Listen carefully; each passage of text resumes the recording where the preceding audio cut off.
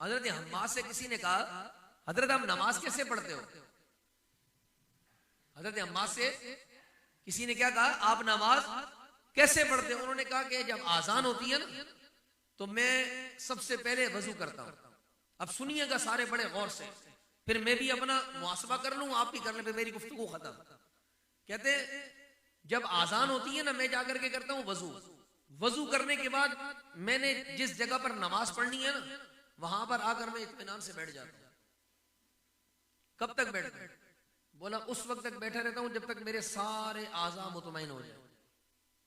न मेरे दिल में जल्दी है, न मेरे हाथ में जल्दी है, न मेरी टांगों में जल्दी है। जब सब मैं देखता हूं ना कि बिल्कुल मैं मुतमईन हो चुका हूं, मेरे आज़ा भी मुतमईन हो गए, कहते अब मैं नमाज पढ़ने के लिए खड़ा होता हूं। बोले सारे क्या करने खड़ा होता हूं? नमाज। बोले जब मैं अल्लाह अकबर कहता हूं ना तो मैं ये ख्याल करता हूं कि काबतुल्लाह मेरी निगाहों के बिल्कुल सामने है, मैं हरम में खड़ा हूं। फिर कहते मैं अपनी निगाहों को तसव्वुर देता हूं कि मेरी निगाहें काबतुल्लाह को देख रही हैं और मेरे पांव पुल सिरात पर हैं,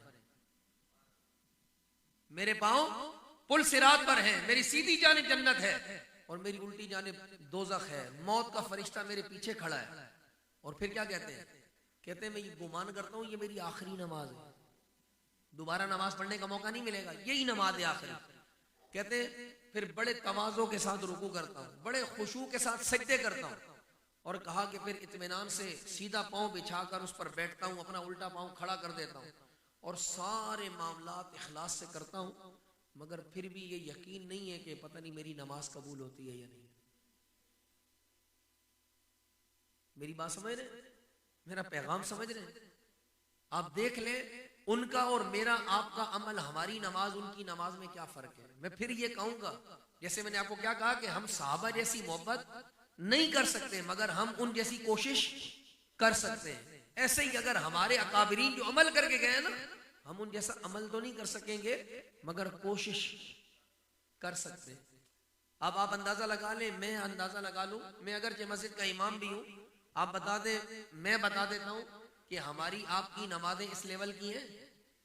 हम आते हैं घोड़े पर सवार होकर और जाते हैं जहाज में बैठ कर, सही है नहीं? हम इतनी, मैं अमूमन कहता हूं, हम मस्जिद में इतनी स्पीड से आते नहीं है, जाते इतनी स्पीड से, पता नहीं हमने यहाँ क्या बला देखी हुई भाई, ठीक है जी। और ये बात हमेशा अपने दिमाग में इसको गूंजाया करें। कोई चीज होती है ना जो इंसान को फिक्र देती है, ये फिक्र अपने ज़हनों में दाखिल करें कि कयामत के दिन कोई साया नहीं होगा। साया समझते? साया, कोई साया नहीं होगा, कोई भी साया।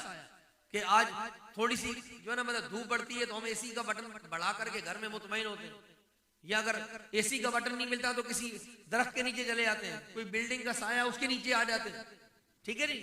कोई साहिबा बना उसके